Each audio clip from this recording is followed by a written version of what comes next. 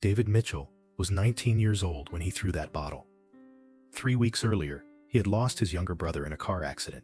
2 weeks earlier, his girlfriend had left him. 1 week earlier, he had been fired from his job.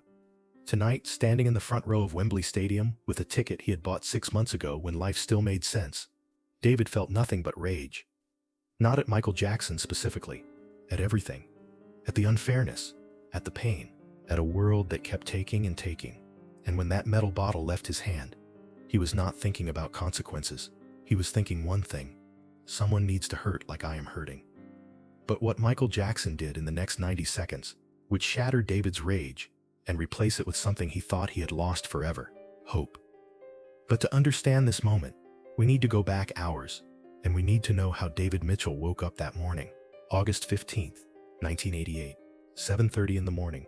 David wakes up in his small London flat. Or rather, he does not wake up because he has not slept. He has not slept properly in 3 weeks. Every night the same nightmare: his brother Tommy, the car, the impact sound, the terrible crunch of metal, and the thing David could not do, the thing he could not save. David is a 19-year-old British kid, average height, blonde hair, blue eyes, ordinary looking but completely shattered inside. 6 months ago, he was a different person. He had a job, working as an apprentice at an automotive repair shop on the east side of London.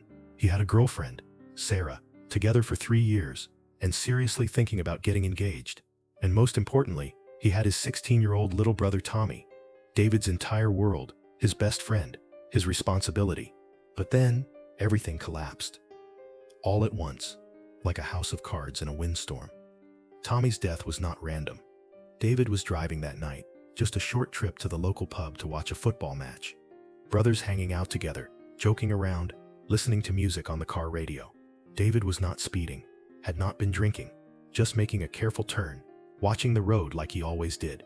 And then everything changed in one instant. The other car ran the red light, hit directly on the passenger side. Tommy's side, the side where his little brother sat, laughing at a joke, just 1 second before, and David could not do anything, could only watch in slow-motion horror as the other vehicle crushed the passenger door inward, as the glass exploded, as Tommy's laughter turned into silence. Tommy lived 2 days in the hospital, never regained consciousness. The doctors said the head trauma was too severe, that even if he woke up he would not be the same person. David held his hand for 48 hours straight, apologized 1,000 times, begged God for a miracle. But Tommy never responded. His little brother just lay there, machines breathing for him, tubes everywhere. And on the third day, the monitors flatlined. Tommy was gone. Sarah left him 1 week after the funeral. She came to his flat, tears in her eyes, and said the words that broke whatever was left of David's heart. "I cannot do this, David," she whispered. "Every time I see you, I see him. I see that night. I see the ambulance. I am so sorry, but I just cannot." And she walked out. 3 years together, gone in 5 minutes. His job went the following week. David could not concentrate, was making dangerous mistakes on vehicles, forgetting to tighten bolts, missing obvious problems. His boss, Mr. Henderson, was understanding and kind, but the business was losing money, and customers were complaining. "Maybe you need to take some time off, son," Henderson said gently, hand on David's shoulder. But they both knew what that meant. The job was gone. David cleaned out his locker and walked away. And now, 3 weeks later, David is standing outside Wembley Stadium on a warm August evening. In his hand is a ticket he had bought 6 months ago for the Michael Jackson concert. He had bought it as a surprise for Tommy. His little brother worshipped Michael Jackson with the kind of pure devotion that only teenagers can have. Tommy's bedroom walls were completely covered with posters. Thriller, Bad, every album cover, every magazine article. Tommy knew every song by heart, could do all the dance moves, spent hours practicing the moonwalk on their kitchen floor. David remembers the moment he gave Tommy the tickets. His brother's face had lit up like Christmas morning. "Front row." Tommy had screamed, "Front row at Wembley." "David, you are the best brother in the entire world." They had counted down the days together. 180 days, then 150, then 100, and then Tommy was gone, and the countdown stopped. David had thought about not going, about throwing the tickets away, or giving them to someone else. But this morning, something inside him broke in a different way, a darker way. He decided he would go. He would go and sit in Tommy's seat, but he would not be happy. would not celebrate, would not give Michael Jackson or anyone else the satisfaction of his joy. Because this was not fair. Tommy should be here. Sarah should be here. Life should still make sense. The lines at Wembley Stadium entrances are incredibly long.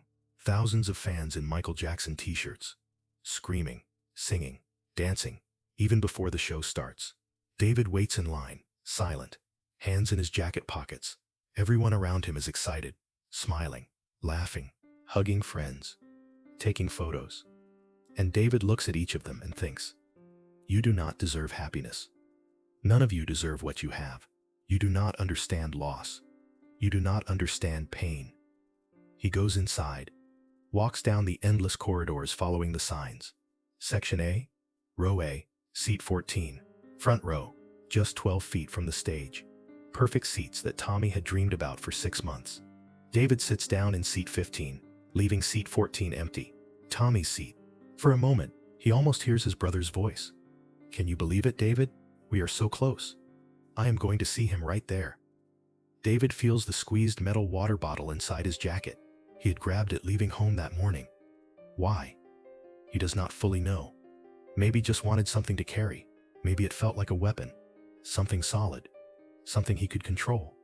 Something he could hurt with. The stadium fills up. 80,000 people pack into every seat, every section, every corner. The energy is electric. People are standing, chanting Michael's name, holding up signs. The woman next to David keeps screaming, "I love you, Michael," over and over. The teenager in the row behind is crying already, just from anticipation, and David feels his rage growing hotter. The lights go down, the crowd erupts in deafening screams, and Michael Jackson takes the stage. David sees him, this legend, this icon, this perfect person with his perfect life, a man in his early 30s, with refined sculpted features, a distinctive nose, expressive dark brown eyes, high cheekbones, and that characteristic appearance that the whole world recognized. Michael is wearing the Bad Tour costume, that iconic black leather jacket with red accents, black pants, white socks, black loafers. He looks flawless, moves flawlessly, exists flawlessly, and David feels the rage inside him, rising like lava, hot, toxic, consuming everything. Michael opens with Bad. The crowd goes absolutely wild. Then The Way You Make Me Feel, then Billie Jean. Every song is a masterpiece. Every move is precision.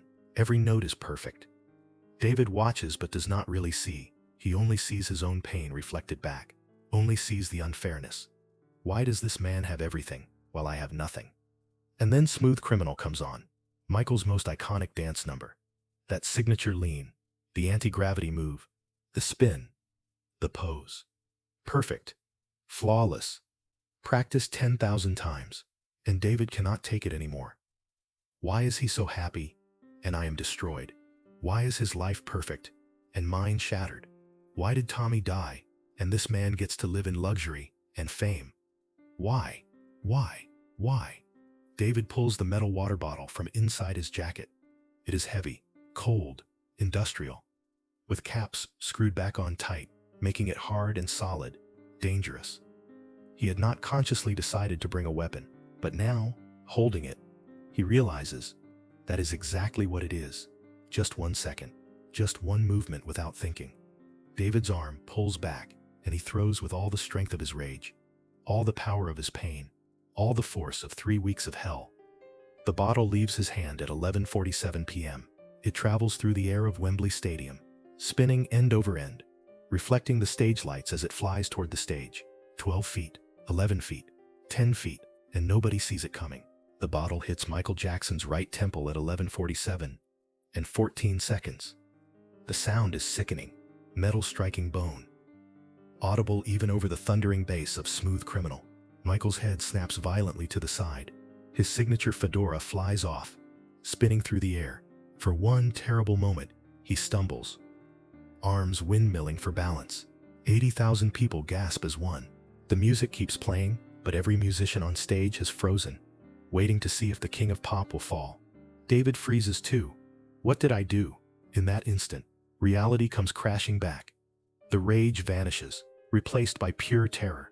Oh God, what have I done? The music stops. Someone kills it. Sudden silence.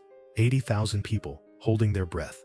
Michael catches himself, does not fall, straightens slowly, touches his right temple, pulls his hand away, looks at his fingers. Blood.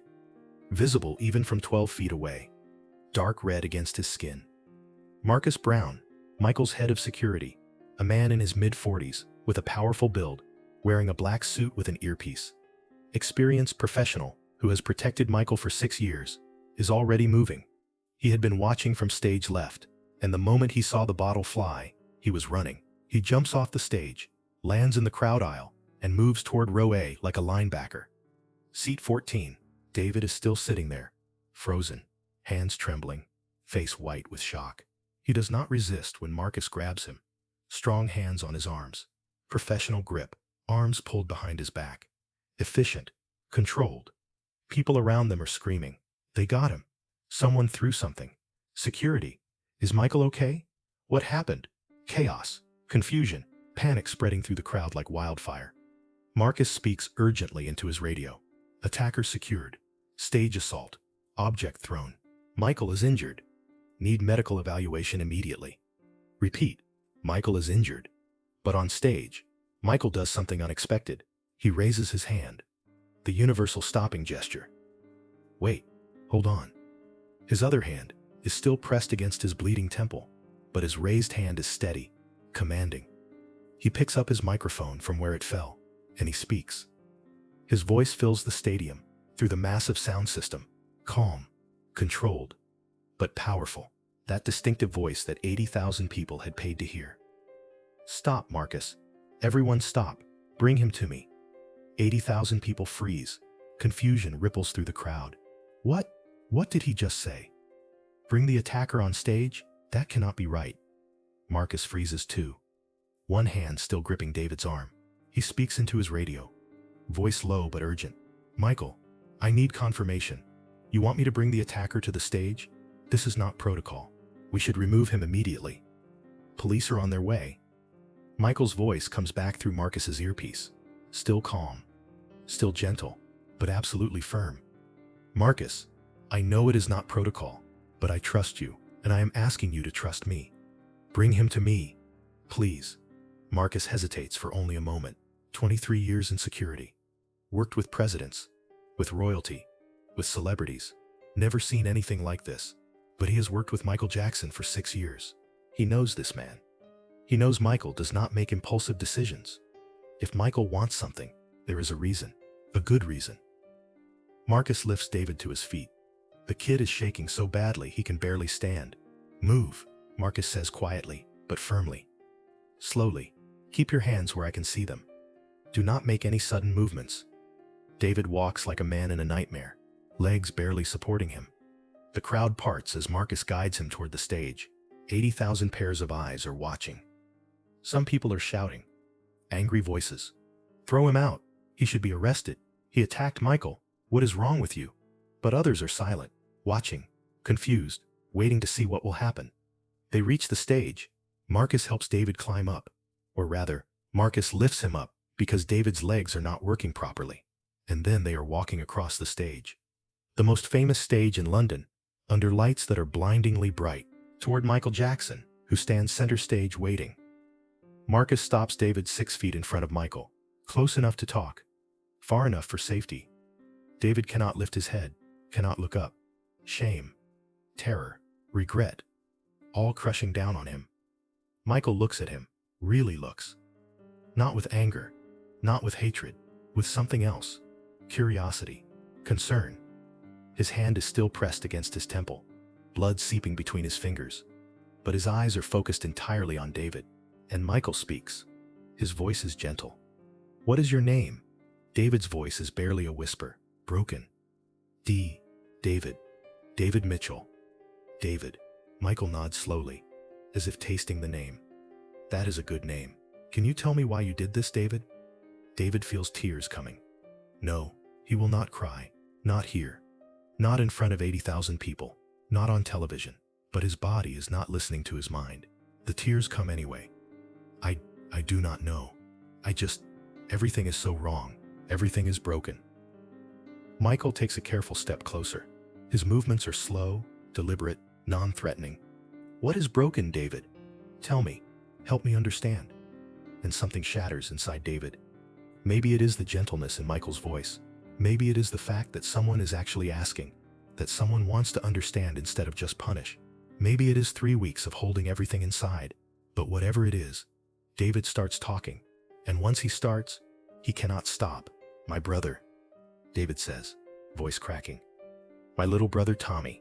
He died 3 weeks ago. Car accident. I was driving. I was supposed to keep him safe. That is what big brothers do. They keep their little brothers safe. But I did not. I could not. The other car came from nowhere and hit his side, and I watched him die, and I could not do anything. I was right there, and I could not save him. The stadium is completely silent. 80,000 people listening to this broken confession. And then my girlfriend left me. David continues. Words pouring out now. 3 years together, and she left because she said seeing me reminded her of death. And then I lost my job because I cannot concentrate, cannot think, cannot do anything right anymore. And tonight I came here with Tommy's ticket. This was his seat. He loved you so much. His whole room was covered with your posters. He knew every song, every dance move. This was going to be the best night of his life. David finally looks up, meets Michael's eyes for the first time. And what he sees there is not anger, not hatred, understanding. And I sat there watching you, and you are so perfect. David continues. Your life is perfect. Everything you do is perfect.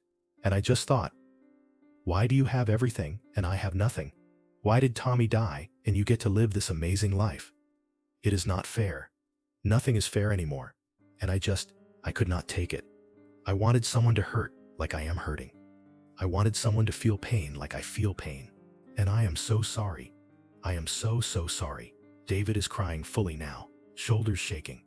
All the rage that drove him to throw that bottle has transformed into this. Grief. Pure, raw, unfiltered grief. Michael stands there, still holding his bleeding temple, listening to every word, and then he does something that nobody in that stadium expects. He reaches out with his free hand and places it on David's shoulder, a gesture of connection, of compassion. David, Michael says softly, look at me, please. David forces himself to look up through his tears. You think my life is perfect, Michael continues. You think I do not know pain, but I need you to understand something. Everyone you see on this stage tonight, we all hurt. We all have lost people we love. We all have nights where we cannot sleep. The perfect life you think you see, it is an illusion. Stage makeup, stage lights, carefully rehearsed moves. But underneath all of that, I am just a person, and I hurt too. Michael's voice is so gentle that 80,000 people lean forward to hear. Tommy was 16 years old, Michael says, your little brother, and you lost him. And every single day since then you have blamed yourself, because you were the driver, because you think you should have done something different, should have seen the other car, should have protected him. But David, it was not your fault. The other driver ran the red light. You did everything right. You were a good brother. You are a good brother. But he should be here, David chokes out. This was his seat, his ticket, his dream, not mine. I do not even like your music that much. This was all for him. And now he is gone, and I am here, and it is all wrong. Everything is wrong. Michael nods slowly. I know it feels wrong. But David, Tommy is here. Right now. He is here in your heart, in your memories. In the way you came to this concert, even though it hurt, you came for him. That is love. That is what brothers do. Michael pauses, and the stadium is so quiet that you could hear a pin drop. I forgive you, David. Completely. Totally. I am not angry. I am not going to press charges. I understand. I understand pain. I understand grief. And I understand that sometimes when we are drowning in pain, we lash out. We try to make someone else hurt because we hurt. But David, it does not work. Hurting others does not heal our pain. It just creates more pain. Michael's hand is still on David's shoulder. That simple human contact. I want to ask you something, Michael continues. Would you like to stay? Would you like to watch the rest of the show? From right here, from Tommy's seat. Because he would want you to be here. He would want you to live. He would want you to heal. David cannot believe what he is hearing. But I attacked you. I hurt you. There is blood. I should be arrested. I should be... You'd be forgiven, Michael says simply. And you are. Now you need to do something harder. You need to forgive yourself." Michael turns to the crowd, 80,000 faces looking back. "Tonight, we all witnessed something," he says into his microphone. "A mistake, an act of pain, but also an opportunity to choose forgiveness over anger, understanding over judgment, love over hate. This young man, David, he reminded me why I do what I do, not for the fame, not for the money, but for moments like this, for human connection, for the chance to help someone who is hurting." Michael looks back at David. "Will you stay, David? Will you let me finish this show for you and for Tommy?"